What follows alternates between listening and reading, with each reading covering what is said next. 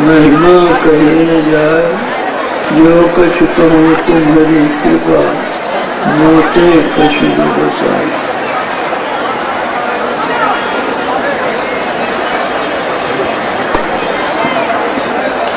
समवेत समादरणीय सज्जन वृंद, आदरणीय माताओं तथा भक्तिमती बहनों,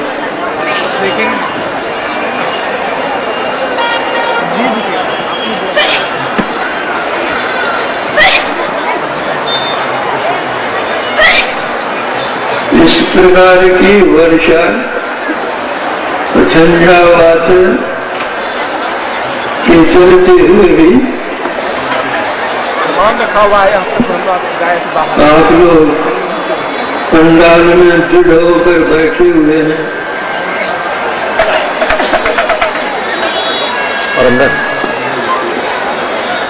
आप लोगों के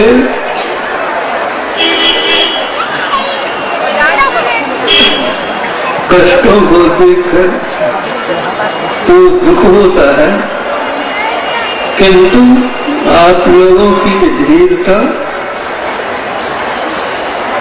गंभीरता और सत्संग के प्रति प्रेम देखकर प्रसन्नता भी होती है। इसलिए आप लोगों को मैं बहुत बहुत धन्यवाद देता हूँ।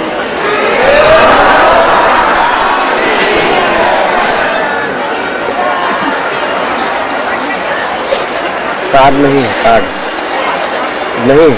संतमत सत्संग के द्वारा ईश्वर भक्ति का प्रचार होता है। यह पवित्र अध्यात्म ज्ञान है।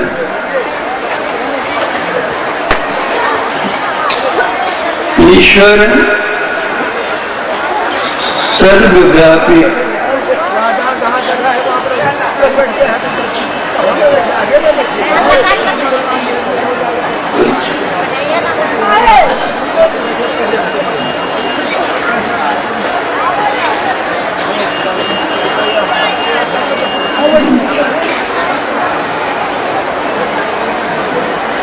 ऐसी कोई जगत नहीं जहां ईश्वर नहीं। इतने निकट वे हमारे हैं जितने निकट और कोई नहीं। लेकिन समस्या विकट यह है कि निकट में रह करके भी हम उनको देख नहीं सकते।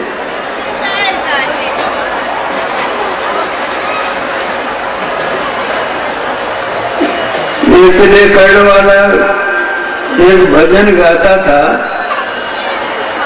हाय रे इंसान की मजबूरियां, पास रहकर भी है कितनी दूरियां, कुछ अंधेरे में नजर आता नहीं, कोई तारा राह दिखलाता नहीं।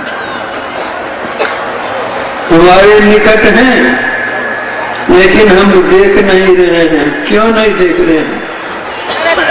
जब तक जल की वह सर्वव्यापी है तो सर्वत्र हैं, सर्वत्र हैं तो हमारे अंदर भी हैं, फिर हम देखते क्यों नहीं हैं?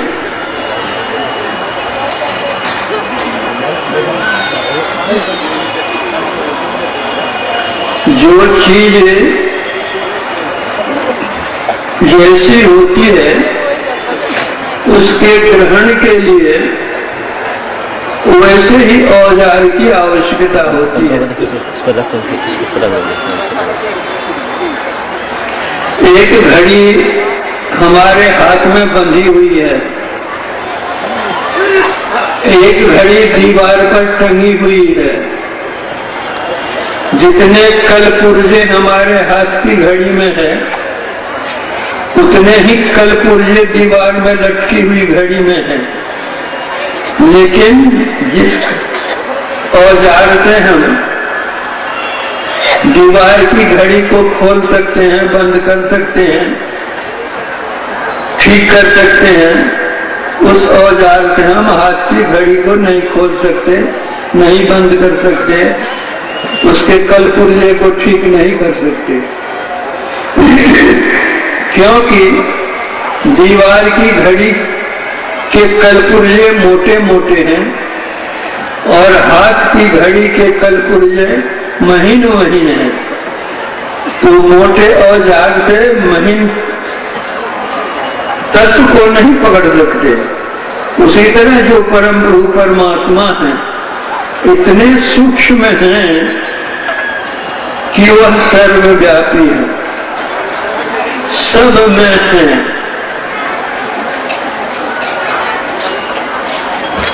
जो जितना सूक्ष्म होता है उसकी व्यापकता उतनी ही अधिक होती है। 1 किलो बर्फ का ढेला आपके सामने रखा हुआ हो, वह जितनी दूरी ढकता है, अगर उसी बर्फ को आप पानी बना दें तो उसका पसार और अधिक होगा। उसको यदि आप वाष्प बना दें तो उसका पसार और अधिक होगा। और विद्युत में परिवर्तित कर दीजिए तो और अधिक पसार उसका हो जाएगा, क्योंकि वह अधिक सूक्ष्म है। और जो सूक्ष्म होता है वह अपने से स्थूल में व्यापक होता है। सूक्ष्म पहले होता है, स्थूल पीछे होता है। जिस स्थूल वस्तु को आप देख रहे हैं उसका पूर्व रूप सूक्ष्म है। कोई भी वस्तु देखिए आप, एक आप मकान बनाते हैं, जो देखते हैं जिसका रूप ये मकान इतना लंबा चौड़ा है, लेकिन उसका सूक्ष्म रूप पहले दिमाग में बनता है। इतनी लंबाई होगी, इतनी चौड़ाई होगी, इतने कमरे होंगे, ये सब कुछ पहले दिमाग में आता है। फिर उसको कागज पर लिखते हैं और फिर उसको आकार देते हैं। एक वृक्ष आप देखते हैं, विशाल वृक्ष है, वह विशाल वृक्ष ऐसे ही नहीं हो गया है। उस विशाल वृक्ष का पूर्व रूप अंकुर था और उस अंकुर का भी पूर्व रूप बीज था। बीज से अंकुर और अंकुर से विशाल वृक्ष। तो यह जो हम अपना स्थूल शरीर देख रहे हैं, यह स्थूल शरीर ही नहीं है। यह केवल एक ब्रह्मांड को हम देख रहे हैं जो हमारे सामने है, वो स्थूल है। लेकिन यह स्थूल सबसे पहले नहीं बना है, यह पीछे बना है। हम लोगों का शरीर 5 तत्वों से बना हुआ है। इसमें मिट्टी है, जल है, अग्नि है, वायु है, आकाश है। अब विचार कीजिए, इन 5 तत्वों में सबसे पूर्व का तत्व कौन होगा? क्षिति जल पावक गगन समीरा, पंचरचित यह अधम शरीरा। सबसे पूर्व का आकाश है। अगर आकाश नहीं हो तो कोई चीज कहाँ रहेगी? इसलिए पहले आकाश है, उसके बाद वायु है, उसके बाद अग्नि है, उसके बाद जल है, उसके बाद स्थल है, मिट्टी। और आप देखेंगे कि जो पूर्व का होता है वो अपने से पश्चात में व्यापक होता है।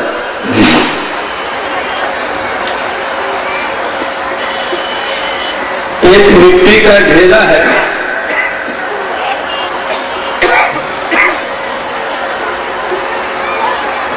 और पानी है, तो पानी और व्यापक हो जाएगा मिट्टी के ढेले में। एक गिलास में आप मिट्टी घोल करके रख दीजिए, जो मिट्टी का अंश होगा वो अंश नीचे में जम जाएगा और उसके ऊपर पानी होगा, उसमें व्यापक होकर के भी वह ऊपर होगा। उसी तरह जो पूर्व का होता है उससे भी जो पूर्व है वह है अग्नि, अग्नि जल में और मिट्टी में भी व्यापक है। उसके पहले वायु है, वायु अग्नि में भी, जल में भी और मिट्टी में भी व्यापक है। उसके पहले आकाश है, तो आकाश वायु में भी, जल में भी, अग्नि में भी और पृथ्वी में भी व्यापक है। और जो जितना व्यापक है जिसमें उसकी सूक्ष्मता उतनी ही अधिक है। इन 5 तत्वों में सबसे अधिक सूक्ष्म आकाश है, इसलिए आकाश इन 4 तत्वों में व्यापक है। उसी तरह जो परम प्रभु परमात्मा सब में व्यापक है, वह कितना सूक्ष्म होगा। उस सूक्ष्म परमात्मा को पाने के लिए हम इस स्थूल आंखों से पाना चाहें वह नहीं होगा। इन स्थूल आंखों से तो हम अपने शरीर के 5 तत्वों को भी नहीं देख सकते हैं। मिट्टी को देख सकते हैं, जल को देख सकते हैं, अग्नि को देख सकते हैं, लेकिन क्या हवा को देखते हैं?